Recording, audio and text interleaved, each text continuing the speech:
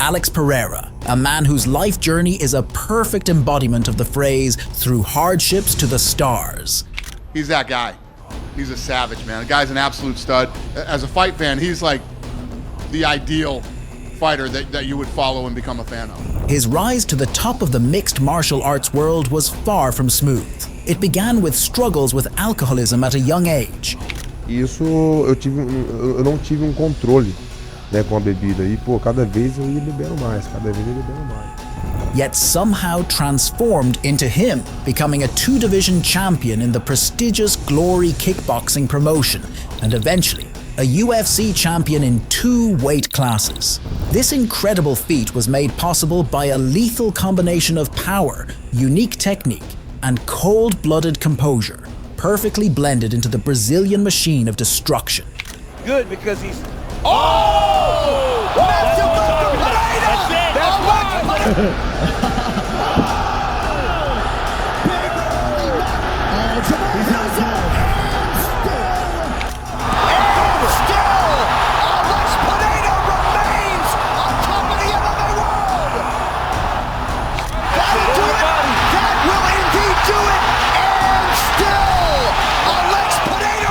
Over the past year, or to be precise, in just 6 months, Pereira managed to defend his title 3 times and even earned Fighter of the Year honors for his achievements.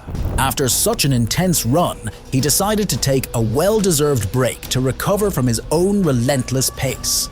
And now, 5 months later, the champion is back in action for yet another title defense, this time against the man many believe to be the ultimate kryptonite for the Brazilian monster, Magomed Ankalaev. With such a massive showdown on the horizon, let's take a deep dive into the career of the Brazilian Poatan, starting from his first steps in MMA all the way to his latest title defense in the UFC. Don't forget to subscribe to the channel and drop a like. And now, let's get started.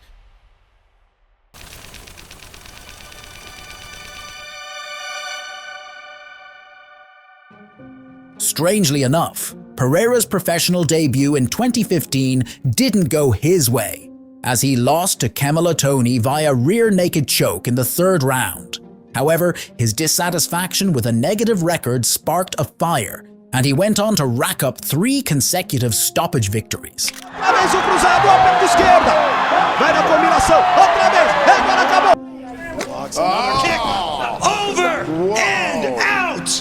That's the power. Earning him a ticket to the world's best league. In November 2021, Mr. Stone Fists faced off against Greek fighter Andreas Michailidis at UFC 268. Yeah, he's very well-known fighter. He's a good fighter, but that's MMA, that's not kickboxing, so he has to be aware of many things. As history shows, Andreas couldn't capitalize on the differences between MMA and kickboxing, and in the 2nd round, Michailidis was helplessly dropped to the canvas by a flying knee from the terrifying Brazilian. I was winning the 1st round. I tried to wear him down. I tried to wear him down, and then the knee came out of nowhere. I caught me like a little sleepy there. Shit happens, you know.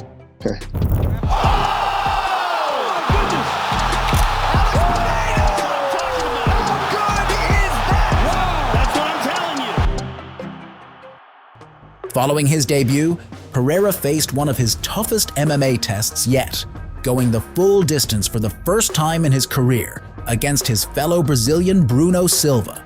This was a rare occurrence for Pereira, as in his 13 MMA fights, he would only go to a decision 1 more time, but we'll get to that later.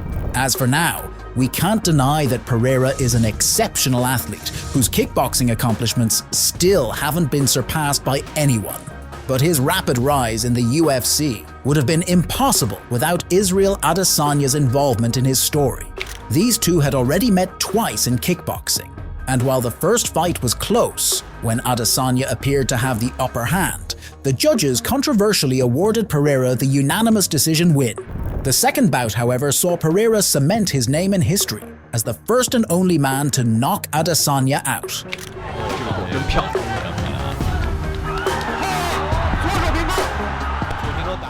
Fast forward to Pereira's UFC debut. By then, Stylebender had already cleaned out the middleweight division, leaving no worthy contenders. But the MMA community, knowing their history, eagerly awaited for their next clash. It's for this reason that the UFC management decided to match the Brazilian, who wasn't even been ranked yet, against the ranked number 4 Sean Strickland at UFC 276, headlined by none other than the last Stylebender. Here's the thing, man. Here's the thing. Let me tell you guys something. There's not one glory kickboxer in any weight class that I couldn't stand and bang with. So don't tell me just because you're some big Brazilian, you knocked out Izzy 20 years ago, that I can't stand with you. Come on, motherfucker. Get out of here. Strickland paid the highest price for his cockiness. Pereira only needed 2 minutes and 36 seconds to send the overconfident American into a deep sleep with his signature left hook, earning himself a rightful shot at the gold against Adesanya, who also won his fight that night. Many people talk about my 2 wins over Israel Adesanya and say that was on kickboxing. Today I just beat the number 4 on the rank, so I know I earned that. We know who's next, that Poatan, Poha. Trust me, the first time I told you, it was an error on my part spamming right hands, and that was in kickboxing. But like I said at the press conference, next time I put you on skates, you're gonna get frozen like Elsa. I'll leave it at that. So how did a 2-division glory champion, already dominating his field, decided to switch to mixed martial arts? Was it for money? Fame? Both seem plausible, but things may not have unfolded as they did without this interview. At the end of the day, no one knows who the he is, and he's gonna be that guy when I'm world champion, when I'm a legend. He's gonna be at some pub, talking some about I beat that guy one time, trying to get a dick sucked from a crack whore or some shit. Unknowingly, Adesanya's words motivated his arch-rival to reach even greater heights. And in November 2022, at UFC 281, Alex Pereira finally faced the last Stylebender for the 3rd time. That night, the Brazilian destroyer made history once again. In a rivalry that spanned years and 2 different combat sports, Pereira achieved what no one else had done in Adesanya's entire MMA career. After losing 3 rounds out of 4, Pereira pulled off a stunning technical knockout, ending Adesanya's undefeated reign in the middleweight division. Once the emotion, I'm grateful. I'm grateful. What a life, what a moment. Fucking crazy, isn't it? Like, similar to the last time, same story. It's crazy. I was fine. First thing I said to you or the ref, I was fine because I was still lucid. I was in there, but yeah, shit happens. What was followed is an immediate rematch, which ended in Adesanya's favor. Afterwards, Pereira moved up to light heavyweight, where he faced former champion Jan Blachowicz, securing his 2nd decision victory.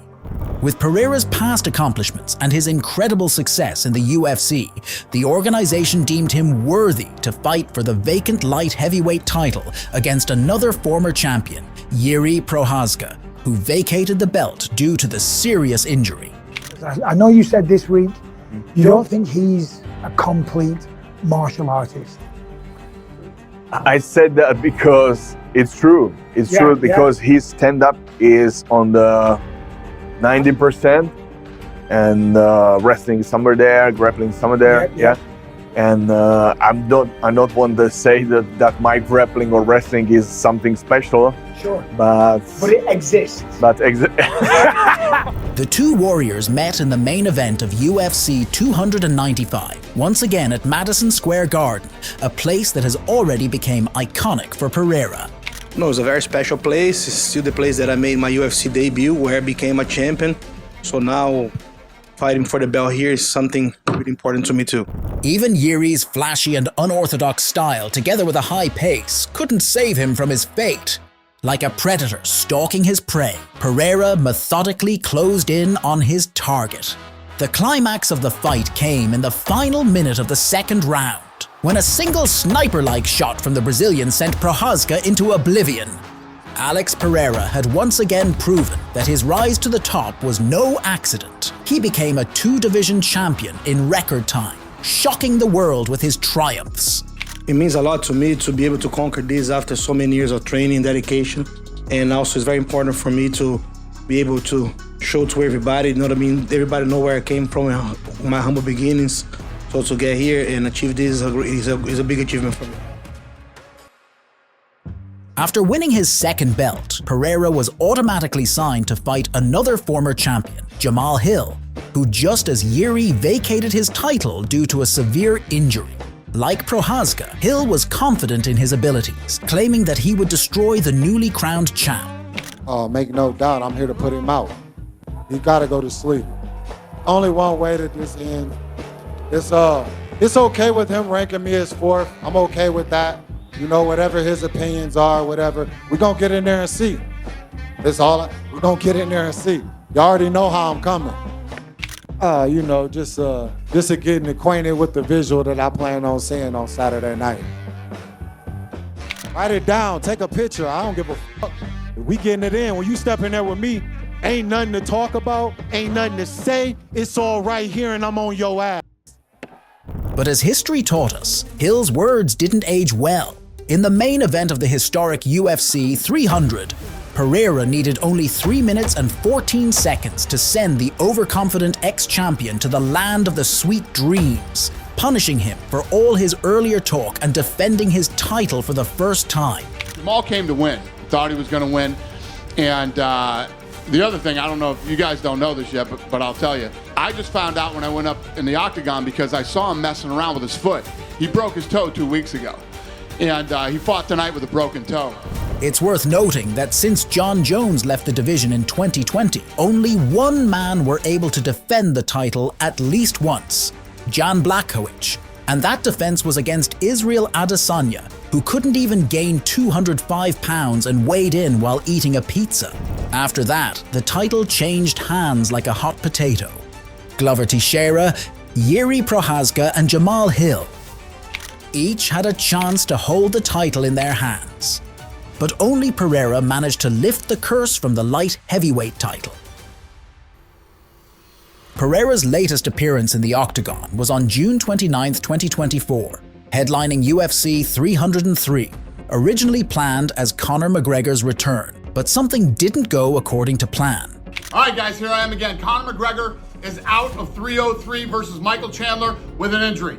The new main event is Alex Pereira, former not only UFC middleweight champion, he's also the first and only fighter to win both middleweight and light heavyweight titles in UFC history. And he is facing former UFC light heavyweight champion Yuri Prochazka. Thus, the Brazilian Poatan and the Czech Samurai met again in the main event of UFC 303. No matter the result, but I saw that fight many times and I will not change anything.